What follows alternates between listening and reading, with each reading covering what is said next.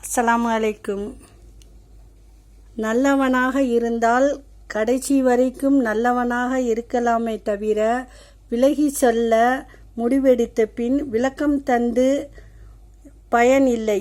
தேவைக்கு பழகும் மனமும் இனி தேவையில்லை. ஒரு நட்பாயினும் உயிர் ஊடுருவும் நட்பே உன்னதமானது. உயிரே போகும் நிலை வந்தாலும் தைரியத்தை விடாதே.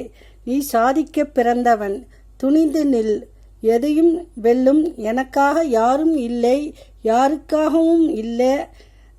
அவ்வளவுதான் என் வாழ்க்கை. தனிமையை நினைத்து கவலை கொள்ளாதே. தனிமைதான் உலகத்தையும் வாழ்க்கையையும் புரிய வைக்கும். யாரையும் நம்பாதே. இந்த உலகத்தில் தேவையில்லாமல் யாரும் பழக மாட்டார்கள்.